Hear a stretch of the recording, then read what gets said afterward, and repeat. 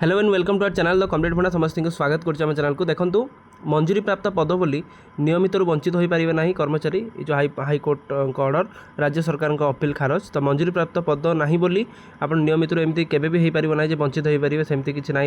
जो माननीय हाईकोर्ट बड़ राय देइचंती। चलते देखा कौन अच्छे अपडेट वीडियो को स्टार्ट करने पूर्व टे जो मैंने वीडियो को नुआ आसे चैनल को नुआ आसान चैनल को सब्सक्राइब करेंगे आउ ता सहित वीडियो बहुत मात्रा शेयर करेंगे। डिस्क्रिप्शन में टेलीग्राम और आपर व्हाट्सएप लिंक अच्छी चाहिए आम सहित जॉइन होते जहाँद्वारा कि परवर्ती मुहूर्त में जहाँ भी अपडेट आसो आप चैनल माध्यम पाइपर जेहेतु आपंकर जो भी एम्प्लॉय अच्छा जो भी गवर्नमेंट एम्प्लॉय देखुं जी भी ना समस्त आम चैनल सहित जोड़ी हो जाते। देखो राज्य सरकार अपील खारज माननीय हाईकोर्ट पर गोटे गुरुत्वपूर्ण अपडेट देखिए। जड़े कर्मचारी 14 वर्ष चाकरी कले जितेबाला से रेगुलार बा नियमित मान्यता दाबी कले से मंजूरी प्राप्त पद तांकु नियुक्ति दिज्व ना बोली कही चाकरी बाहर कर दिगला। तार हो कौन जो जन एम्प्लॉय 14 वर्ष चाकरी करते किंतु जितेबाला से रेगुलार कथा कहले से चाकरी बाहर करते यही आदेश को चैलेंज करी रुजु मामला हाईकोर्ट राज्य सरकार को अपील पिटिशन को खारज कर मंजूरी प्राप्त पद ना बोली जड़े कर्मचारी नियमित वंचित कर बोली हाईकोर्ट को विचारपति जस्टिस दीक्षित केएस और जस्टिस चित्तरंजन दास को नहीं गठित खंडपीठ ये मत देवा पूर्व ये मामलार हाईकोर्ट सिंगल जज देइथिबा आदेश को 3 मास रे कार्यकारी करने निर्देश देते ये से जोटा 3 मास आपर जो सिंगल जजमेंट केस था कार्यकारी करने कही मामलार जना जाए 2006 मसीहा फेब्रुआरी 6 अमिता महापात्र फार्मासीस्ट नियुक्ति पाई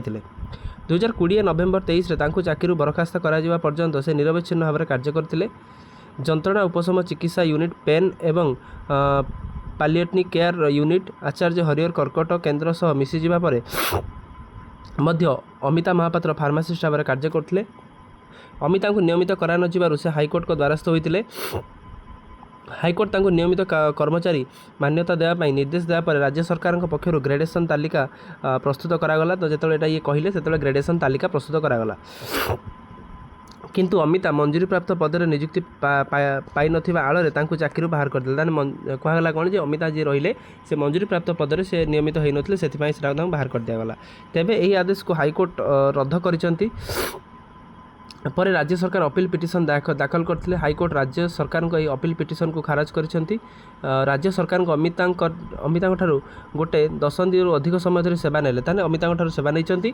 किंतु जितेबाला तांको नियमित करने कथा आसला से मंजूरी प्राप्त पदर से नियुक्ति पाई कार्य बाहर कर दिया गला। तेणु तापर कौन कहला कि जेहेतु आपण मैंने मंजूरी प्राप्त पदर जॉब पाई ना आपण बाहर कर दिया गला।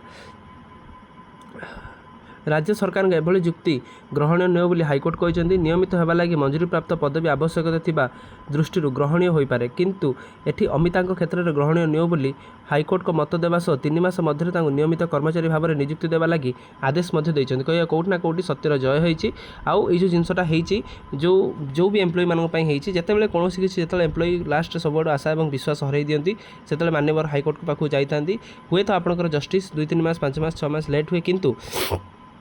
जस्टिसटा आपण मानकर मिले जोटा कि आपण मैंने देखिले जो मैंने 6 जन एम्प्लॉय थे 2020 जिते से रेगुलर कथा कहले एम्प्लॉय चाकरी बाहर कर दिगला